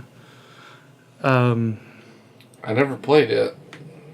I can't remember where the hell I played that as a kid. I do remember it. As some of them ghosts were quite creepy in it. I don't know. I wish I had more to say because I'm not that experienced now. I just feel like a dumbass. Oh, it's okay. At least you name dropped it. Yeah. That's all that matters. Did you ever play Nightmare Creatures? A little. I remember that got marketed to shit back too, if I recall correctly. Yeah. Nightmare Creatures had it was an Activision game. It had TV promos, all kinds of magazine ads. Hack and slash. I think it's Adam Crowley. It ain't Victor Crowley. I think it's like Adam Crowley. He's pretty much a necromancer and creates all these monsters and shit in like gothic-ass London. Yeah. You can be a guy or a girl, and it was one of the first games I really thought was cool because you could do certain moves and you could like cut limbs off of enemies. Yeah. And, you know, like they had them big golem things, had the muscular arms that would smash you, but you cut both their fucking arms off and they would just walk around and try to headbutt you pretty much. Yeah. Shit like that. I always thought that was really cool. Nightmare Creatures, though, that was a great game. One game I never played until I just the other day I emulated a little bit. Dark Messiah. I've heard of it, but I've never played it. Yeah, you were like on the subway, and I'm pretty sure you're running from a cult, something like that. But there was some weird mutant creature like pretty much shuts down the subway, and you and your little partner girl have to like survive in the subway from her, and it will like take her and eat her, and you have to get new partners. There's a whole like settlement of this self-sustaining humans down here, and that you can partner up with them, and the creature will kill the fuck out of them, and then you, if you're not swift. That was something I'm gonna go back and play more. I don't have enough experience to really like tell you a shitload about it, but it was pretty damn cool. I know it was a PAL game. It was the only ROM I could find. I saw it on a list when I was doing some research. I'm pretty sure it's got a Japanese release too, but I don't know Japanese, so whatever. Yeah, that doesn't help out. Yeah. A game that I've never played that I was going to actually ask you about. It just seems like something to be up your alley. Have you heard of a game called Silverload? No, I haven't. On PlayStation. It's a graphical adventure. But you play as a vampire, and like it takes place in like the Wild West, but it's all like vampires and werewolves. Huh, that sounds interesting. I don't know anything really about it. It just says gameplay, as in the case with other graphic adventure games, progress in Silverload involves finding and interacting with various hotspots in order to pick up objects, solve puzzles, and interact with or kill the various characters in town. Picking up certain objects will cause the player and town's clock to move forward, and thus The trick to success is to pick up the right items in the precise order. Otherwise, the player must restart the game from the beginning or from the last save point. Never, like I said, never played it. Might be something kind of cool to check out, though. I remember the ads for the game because it was one of the first M-rated games to be rated M for like extreme gore and profanity. Ah, okay. So I do remember it coming out, even though I've never played it. Alien Trilogy on PlayStation is a fucking great one. I actually I got the Saturn version, but they're identical. We had that going at Game Fest. Yeah. I had a bunch of good responses out of it. And Resurrection was another PlayStation game. I'm biased, I guess. I'm a huge fan of the Alien movies. They could fucking, they did. They could make a big turd of a movie and just be like, oh, it's loosely connected to Alien. Prometheus. And, I like Prometheus. I did too, but I'm not even that big of an Alien fan. I'm a huge Alien. I love Prometheus, but I'm a huge Alien fan, so it's a love-hate thing. I'm like, praise you, Ridley Scott, for doing something different, but fuck you, Ridley Scott, for doing something different. Yeah. Well, I know we're getting off subject, but one of the things I liked about Prometheus is it had the aspect that made you wonder what's going to happen next. Are they going to find the engineers? Things like that. Well, who are the engineers? Well, see, I respected that it was like the aliens have evolved over time too in the movies. So I understood that it was like the beginning of the life cycle of the xenomorph we know now. Right. It just kind of angers me, like Ridley Scott. While we're on the subject, 2 weeks ago, I don't know if you heard this. Ridley Scott made the announcement that they were working on the Prometheus sequels. He was working on part 2, 3, and 4. Holy shit. And it was going to take that long to bridge it to the 1979 Alien. He come out last week and said that they're amping up progress because people are wanting a fucking Alien movie. So they announced the title of Prometheus 2. Did you hear this? The title of Prometheus 2 is Alien Paradise Lost. Oh, that sounds like they're just So they're going to cram 4 fucking movies into one and rush it. And this is supposed to come out, and Neil Blomkamp that did Chappie and District 9 is doing Alien 5. And I don't know. I don't know if that's going to go over well. I love District 5. I haven't seen Chappie yet, but... District 9? District 9, whatever. What the District 5 is where the other aliens live, Brandon. District 9. As much as I fucked up the name, I love the movie. That's a great movie. Based off those works, though, I don't see a good Alien movie coming out of them. No, like, this guy, Neil Blomkamp, has a hard-on for Alien 2. I was at a Movie Zone this past weekend, which is like GameStop's movie store. Yeah. And it's pretty much all memorabilia, not even movies, but cool store. Anyways, I noticed Neil Blomkamp's only made 3 movies. Well, his box set is Blomkamp 3. And it's like the little ass 3, like at the top of the last letter, just like an Alien 3. And I'm just like... First off, Alien 3 is a fucking terrible movie. You should have based it on aliens. If you're going to have that big of a hard-on to, like, throw nods at Alien, at least throw nods at a fucking good Alien movie. Yeah. Anyways, I could go on I could do a whole fucking episode on the Alien movies by themselves. A big one that got started on PlayStation, Silent fucking Hill. Yeah. That's another... I think that game was creepier to me than any of these other ones. Silent Hill is way more fucking unnerving than Resident Evil series is. Resident Evil's more of those jump scares. Yeah. Silent Hill's that psychological... Right. It instilled the sense of dread in you. And that's the type of scary games I really like. Pyramid Head, dude. That is one of the... You cannot fucking... You can't do shit Pyramid Head. Right. On Silent Hill. Just the fact of knowing you encounter that guy, you're probably going to fucking die. That's enough to, like... Yeah. Silent Hill is one of those first games, too, that really make you feel relevant to your character, too. Yeah. You're not just like, oh, you're a badass cop going into a city to fight zombies. You're a renegade cop with nothing left to lose. Your wife and son were eaten by zombies, and you blame yourself every day. Cigarettes have become your only friend. And now you must take to the nights and murder the ones who have caused you the pain. What do you mean he's my partner? I don't want another partner. I only work alone. You'll only get in my way. God damn it, Johnny. I said take cover. Lay down suppressing fire. But, I agree, though. I've only played Silent Hill 1. And that shitty of That's me the only one I've played any, and I haven't played it that much. I'm a horror fan, and I'm a gamer. So, I mean, you figure I've played. Silent Hill games are kind of expensive now, though. Yeah. They're about $50 a pop. Okay. And I'm still really disappointed they canceled fucking Silent Hills, man. They just keep releasing more and more shit. Like, I don't want to be 100%. I don't think I'm right, but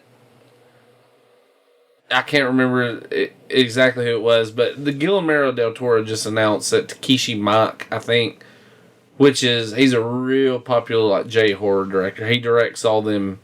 I don't know if any of our listeners know anything about like Japanese horror movies. I've seen some. They're fucking rough. Yeah. Like, they do not censor gore at all. And it is always some fucking torture porn shit, usually. Yeah. And it just makes me sad because, like, some of that dude's movies are...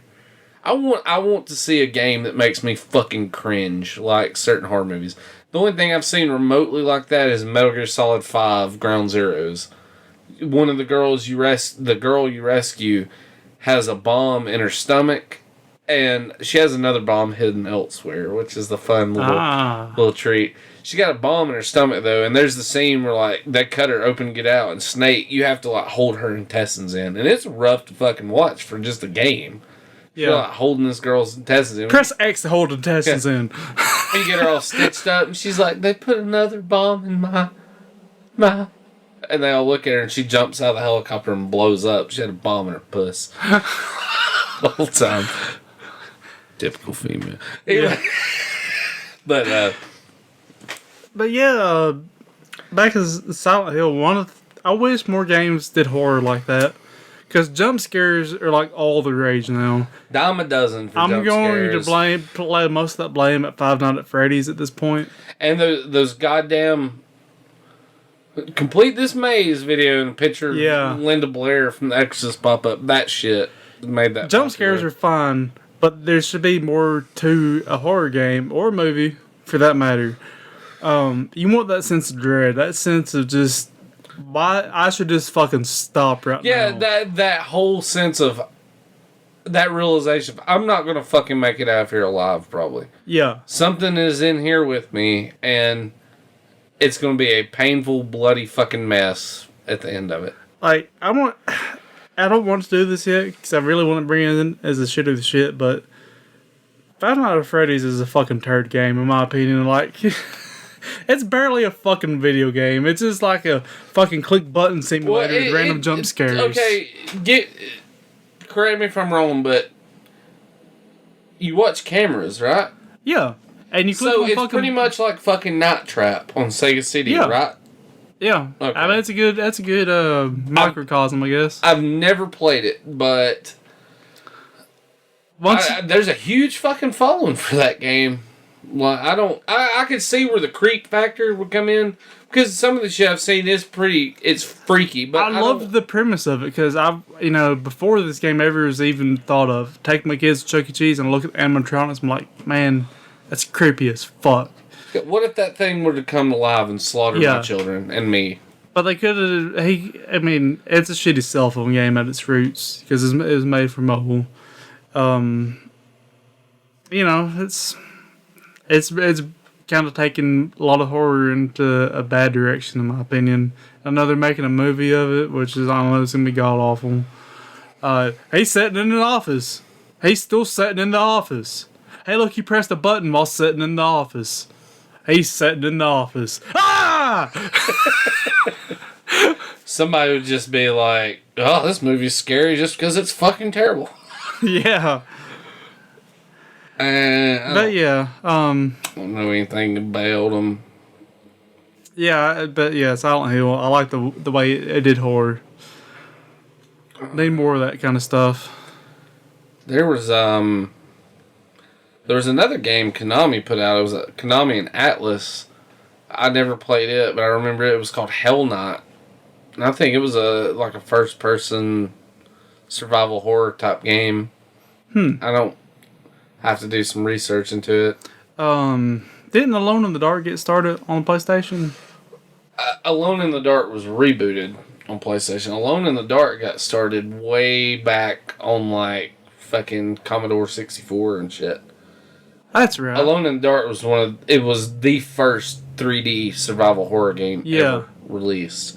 Alone in the Dark, the new Nightmare, come out. It was like a really bad reboot. Was it? Yeah, all the Alone in the Dark games, the newer ones, have been panned really bad. You know, that's another game I remember seeing a shitload of ads for in various video game magazines. I was like, oh, that looks pretty cool. And I never got around to playing. I just assumed they were good from the fucking amount of ads that I saw. You can actually get the game we're talking about. Alone in the Dark, the new Nightmare for PlayStation is actually Alone in the Dark 4. You can get it on Steam right now for $6.99. Okay. There's a good chance I own it. I think I do. One of them things like, here's a pack of 30 games for $2. Why not? Yeah. And I didn't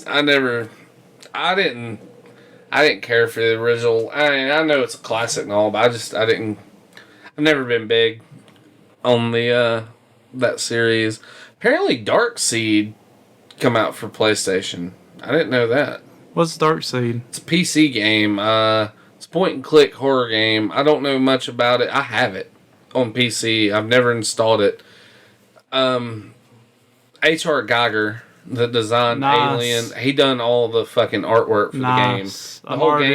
The whole game's based on Geiger paintings. The backgrounds and shit are Geiger artwork. Oh. I'll let you borrow it and you can check it out. Maybe we can do a let's play of it. It's supposed to be a real fucking freaky old school point and click. Nice. And there's a sequel too, and H.R. Geiger, he did all the design work for it as well. Yeah, I'm a big fan of Geiger's work. He was a bad motherfucker. Me too. One of the first people to really do that weird biomechanical airbrush art. I mean, the only person to really do that, I guess. Yeah, he kind of combined Lovecraftian horror with technology. Yeah, as our listeners, if you want to check out some weird shit, look up some. One of my favorite is the Satan H.R. Geiger painting. It's this weird biomechanical devil thing, and he's using a crucifix as a slingshot. Oh, sweet! It's really fucking evil, but it's an interesting picture. Y'all check out some shit. It's good stuff. Did you ever play Galarians on PlayStation? No. I played it a little bit. It's a survival horror game. You play as a guy with fucking amnesia, of course, but all the people in the game are genetically enhanced humans, and they all have telekinesis. And it's RPG, but you use telekinesis to It plays like Resident Evil, but it has RPG elements. You got fucking gauges and shit, that allow. Oh, is that the one where if you did too much psychic ability, you just start killing the fuck out of everything around you, and then you die? If you did too much of it, you would just fucking die or kill yourself. Yes. Okay. Yes.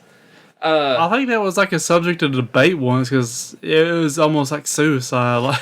There are 3 gauges that regulate Ryan's status. A health meter, it depletes as Ryan takes damage. The AP meter, which counts up when Ryan takes damage, uses abilities or is under stress, similar to a limit break mechanic, and a drug meter that depletes as Ryan uses his powers. When the AP meter is full, Ryan loses full control of his powers, releasing a continuous psychic assault that will kill non-boss enemies in a single blow.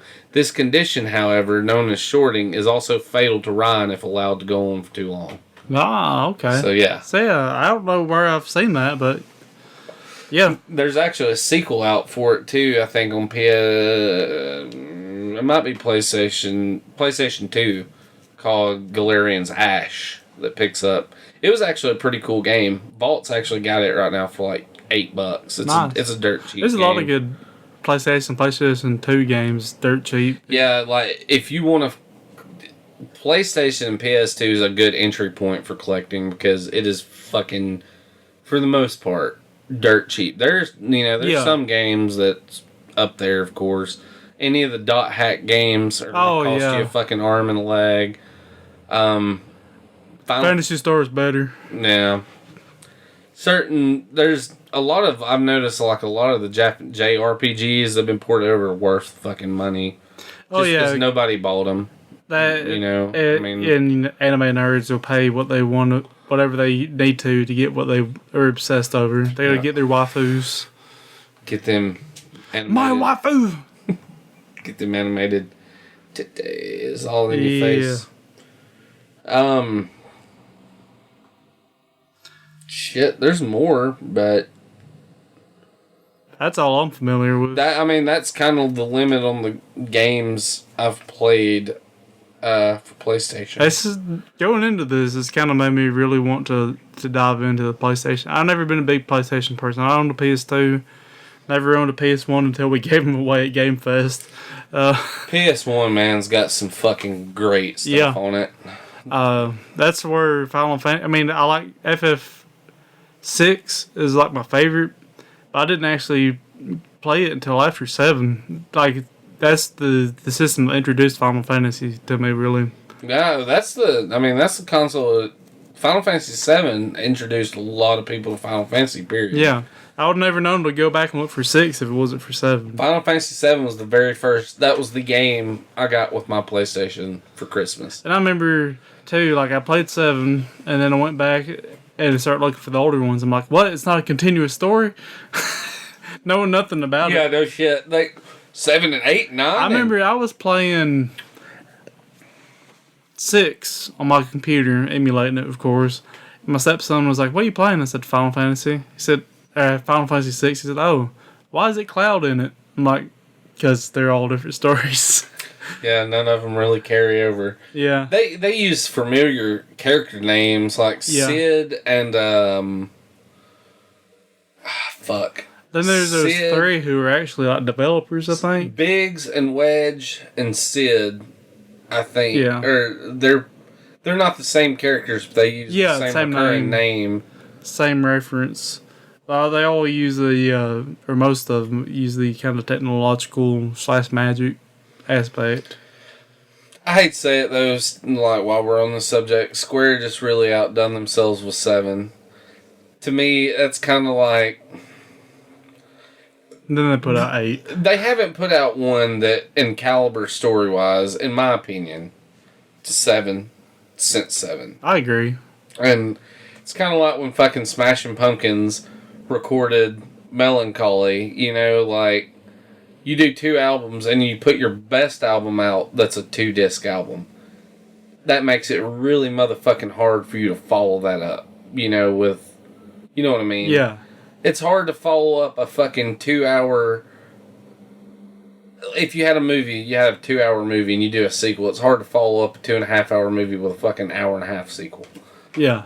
So, Square just kind of... I think they outdone themselves. They put all their badassness in Final Fantasy VII and didn't leave enough to carry on. And the rest of them aren't terrible, but like I said, story caliber-wise, none of them, I don't think, can really hold a candle to 7. I don't know, we kind of drifted off subject a lot, but one of the problems with the newer Final Fantasies is the minutia of the stories. They use too many names that sound the same to each other, too many names that sound like fucking prescription drugs, and it doesn't make sense to you, because, like... It's not names that can stick with you. Yeah, like, I don't like Final Fantasy X, but I'm going to use an example. The bad guy, Sin, very easy to remember.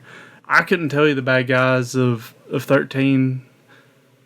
It was, I don't know, some fucked up shit. I didn't care. I had some cool parts to it, but, It just didn't have that shit that drew you in. 7, Shinra, easy to remember, rolls off the tongue well, sounds like bad guys. That small shit matters. And literally, how are you going to get more badass than fucking Sephiroth? Yeah. he turns into Sephiroth the Savior at the end of the game, pretty much. Like, you can't fucking outdo that. Yeah. I guess that's about it for the topic for this evening. So yeah, I guess I'll pop off of Shit or the Shit. It's not going to be a long one. Do that. Not Shit or the Shit is Eversion. Pretty cool little 2D... I almost want to say Mario clone, but it's not. It starts off looking a lot like Mario. You play a little flower guy, and you got these cute little Goomba-looking enemies, and really upbeat kind of music. But as the game progresses, it gets darker, and it slowly turns into a horror 2D platformer game. And it has a little ability called the Everse button. It seems like it doesn't do anything, but if you press it in certain spots of the game, it kind of shifts you between these different worlds. There's like 7 or 8 different types of worlds you can go through, depending on what spots you use it in. Some of them are bright and shiny. Some of them are like the fucking hell dimension. But you got to use them to progress through the levels. And I know what little we played and what I've seen on various Let's Plays, it gets very, very difficult. I know in some of the levels you'll have giant black walls or bloody walls of death like coming from the left side of the screen. You got to outrun them. Like you'll have to cross chasms full of blood and like or just tar, and like giant hands will pop out and try to kill you. Some of the enemies become invincible in these different worlds. Like you can jump on them infinitely, and all you do is briefly stun them. Level layout gets to be pretty difficult. You can get it for free, or you can go on Steam and pay for it if you really want to give them some money for it. Pretty damn cool little game. Yeah, I actually played a little of it earlier, and it's fun. Yeah. I mean, it's your stereotypical like platformer fare. Controls well. I really like the way it just kind of shifts into a horror game. It starts off so cute and innocent looking, and you progress into the layers of hell. Yeah, like it just perverts into something that you don't, it's no longer the cute game that it was. So I'm just going to give Eversion a quick. It's the shit. Check it out. You got nothing to lose. If your PC turns on, it can play it. Oh yeah, I mean mine played it. So yeah. So yeah, check out Eversion. That's Eversion. Eversion. Got nothing to lose. Check it out. It's the shit. It's the shit, man. Before we start answering questions and calls, you got that? We got that. The number clip. Yes, we Let do. everybody hear that. 682-777 good. Dial the number, you know you should. Leave us a message, you know it gives us one.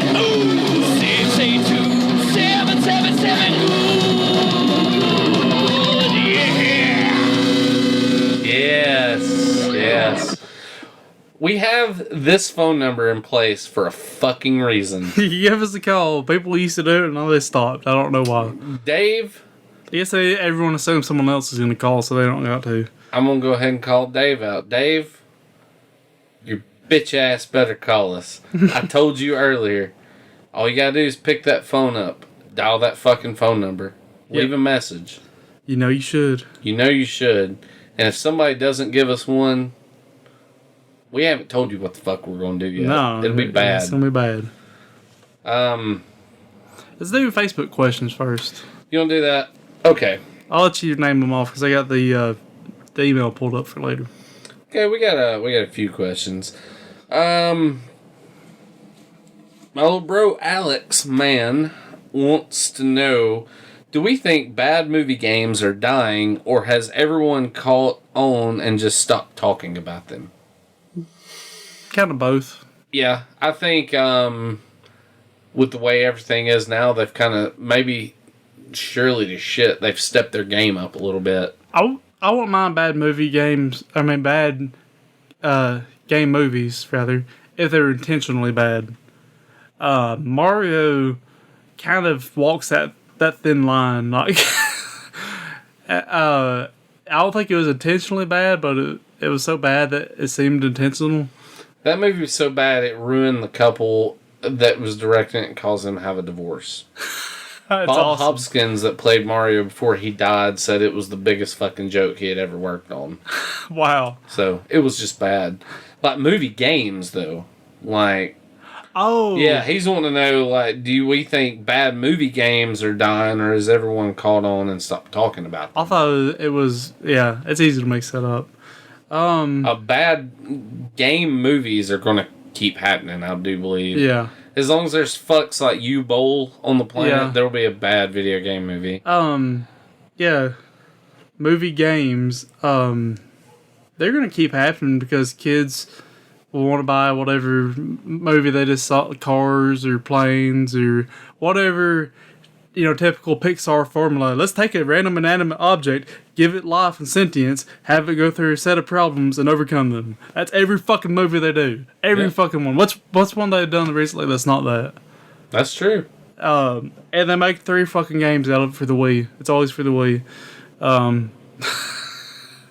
That's going to keep happening because they sell. It's a quick cash grab. They sell well. You can take the most generic ass game engine and throw licensed characters in it, and somebody will fucking buy it. I'm sure there's like 10 million fucking Minions games. I'm so fucking tired of seeing Minions. Stop putting Minions on Facebook. You're a fucking adult. Stop it.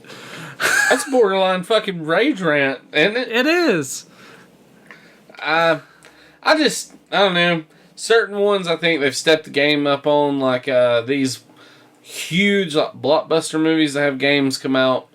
Yeah. They're not going to rush something. I mean they could, but or you have instances, I think it was Wolverine, where the game was better than the movie. Yeah. Yeah, exactly. They're going to keep happening. I just don't think they're not going to be as notable as like the fucking LJN NES days where it's just pretty much we gotta have something. Yeah, just take a fucking game and throw licensed characters. Doesn't matter if it has anything to do with the plot. We just got done with editing this movie. Oh fuck, we don't have a game. LJN? Yeah, 3 weeks? Okay, good. Yeah, y'all got a Spider-Man game in the process? We'll take fucking Spider-Man out and put Wolverine in there. Yeah. Or like, oh, you got a Barbie game? Where you build houses as Barbie? Take Barbie out and put Wolverine in there. Nobody will fucking know the difference. These people are stupid. They'll see your person on the box, they'll pay $6. As long as their kids ask for it, they'll buy it. Exactly. We'll get an advertisement out there on TV. Won't show a fucking minute of gameplay footage. Everyone will buy it. Our last 2 questions come from Jason West. He's wanting to know what is one of their favorite games to play to relieve stress. Grand Theft Auto 5. It varies for me. Like, I go through phases.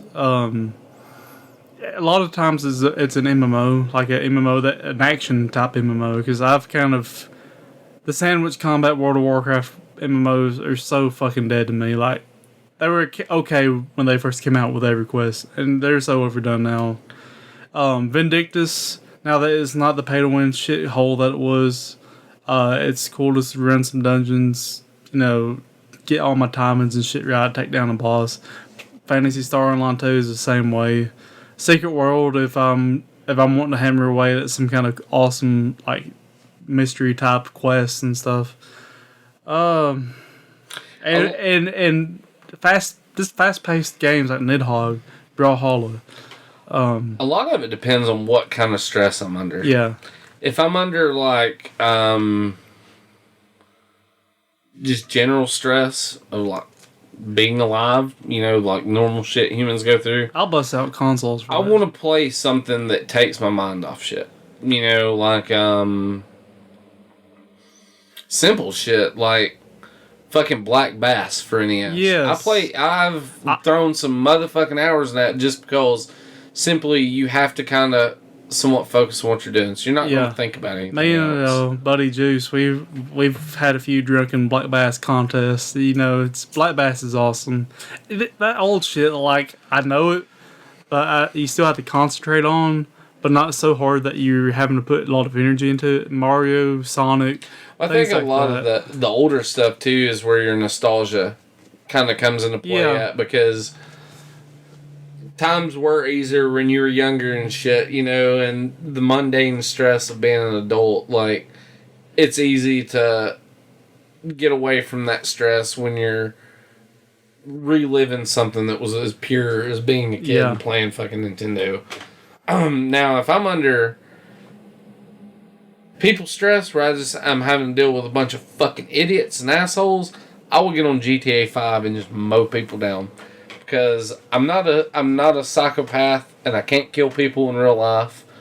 I could, but I'm not going to because A, I'm semi-intelligent and I'm not a fucking B, I'm not a psychopath.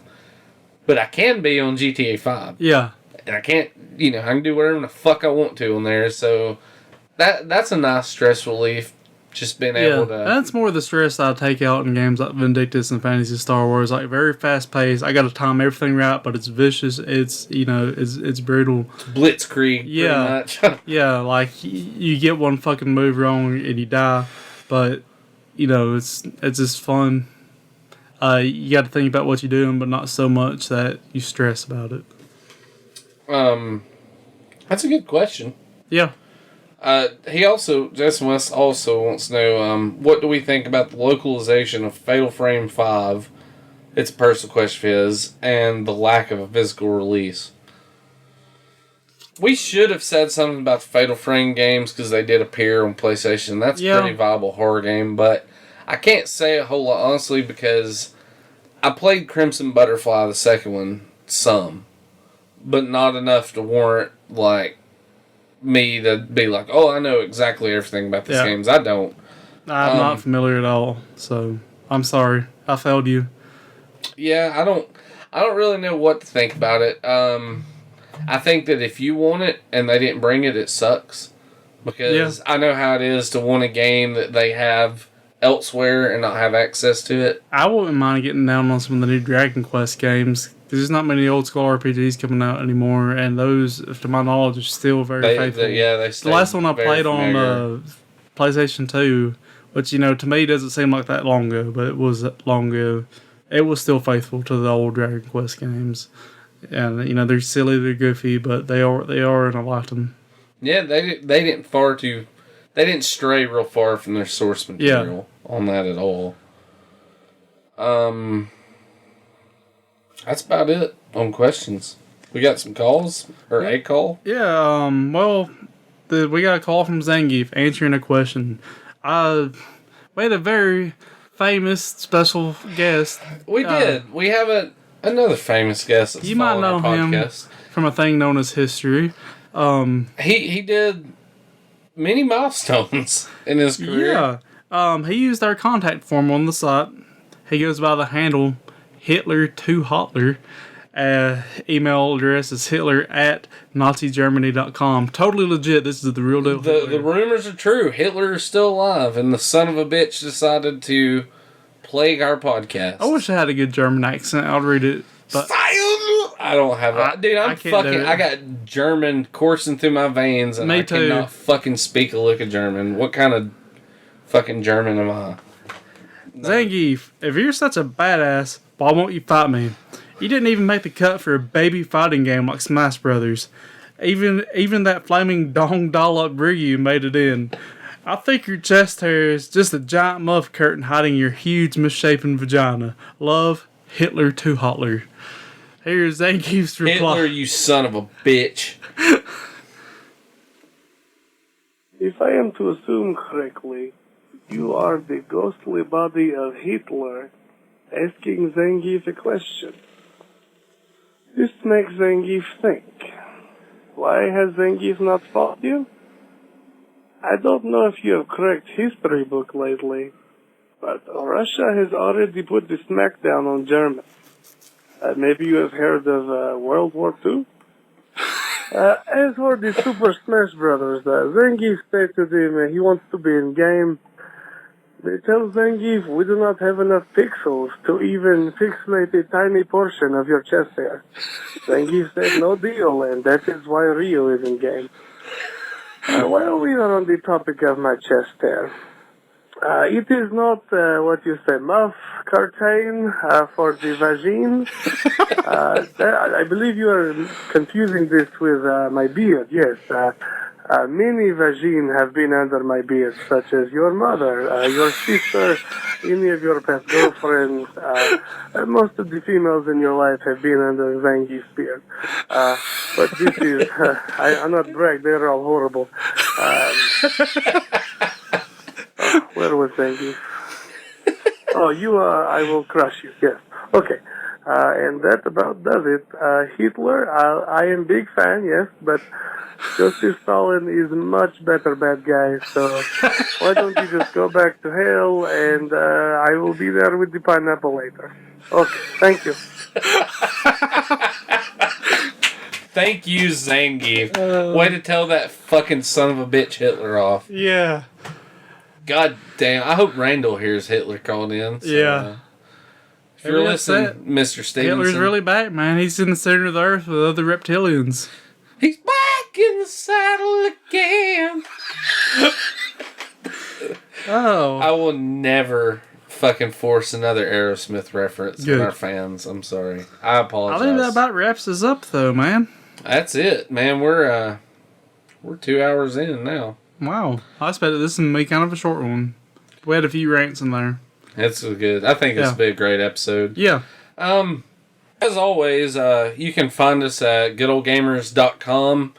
You can find us on iTunes, Stitcher, all that shit. Audible. You can find us on there. Well, you can go to audible.com /goodoldgamers.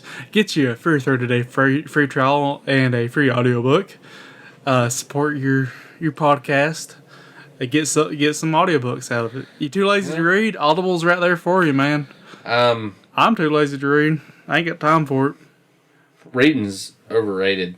Hey, man, there's some good shit on Audible. Like, we were talking about horror. The H.P. Lovecraft books, if you get the ones narrated by Wayne June on there, highly recommend the Wayne June narrations. Really good. He's got a really deep, throaty, kind of scratchy voice.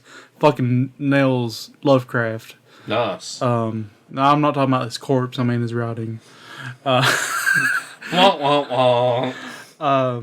Yeah, the Wheel of Time books, man. Have you seen the Wheel of Time books? They're like 2 Bibles thick. Huge fucking books, like 20-something in the series. But way more important than the Bible. Yeah. No, sorry, Christians. That was a bad joke. We're sorry.